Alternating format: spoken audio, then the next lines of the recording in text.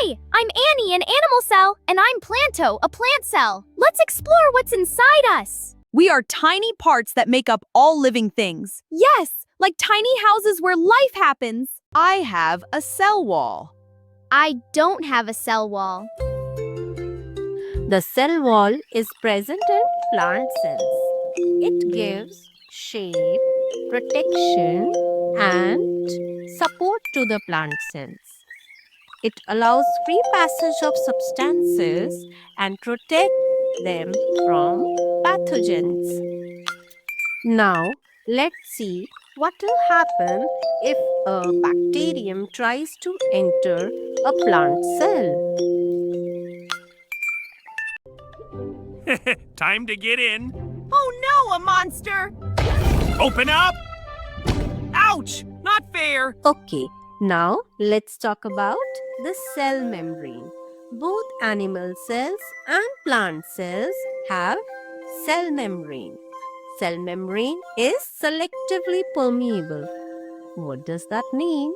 Let me tell you in the next clip. The cell membrane gives entry to only the useful substances required by the cell, and all the waste material is expelled out, or you can say flushed out of the cell. A germ tries to enter the cell, but the cell membrane proteins close and do not give entry. The germ repels. Now, let's talk about the cell nucleus. Both animal cell and plant cell have a nucleus. The nucleus is round or spherical and is surrounded by a double membrane known as the nuclear membrane. Inside the nucleus is a dense fluid called nucleoplasm.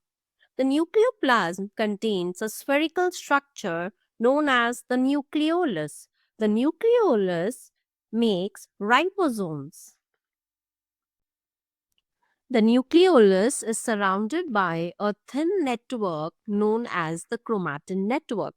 The chromatin network later changes into chromosomes which carry the genes and the genetic information.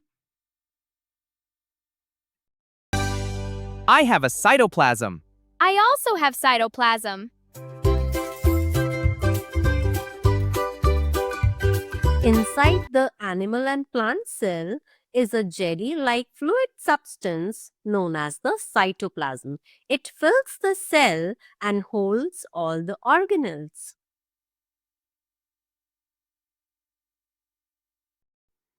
Now let's talk about mitochondria.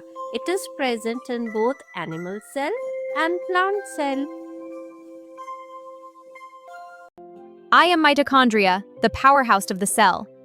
I take in nutrients and turn them into ATP energy. This powers everything your body does. Pretty cool, right? Now let's study about endoplasmic reticulum. It is present in both animal cell and plant cell. It is of two types, rough endoplasmic reticulum and smooth endoplasmic reticulum. The rough endoplasmic reticulum is studded with ribosomes, which are responsible for protein synthesis. These proteins are transported to the Golgi bodies.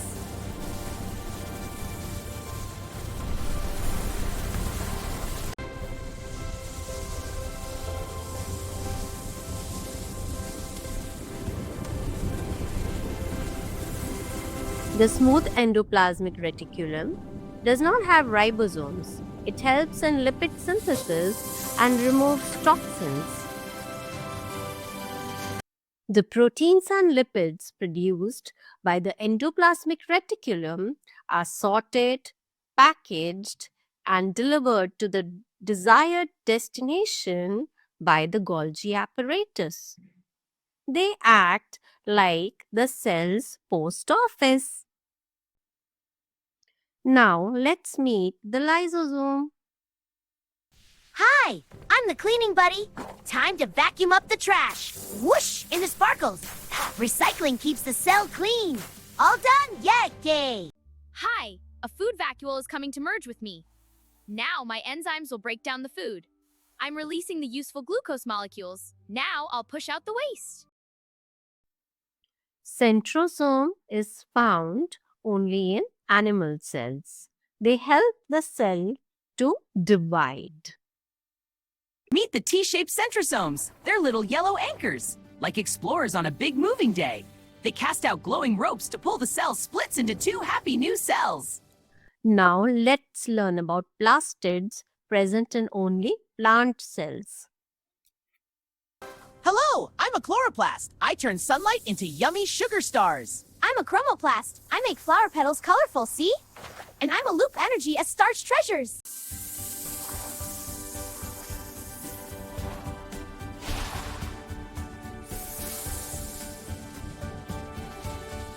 I have a big vacuole that stores water and maintains rigidity.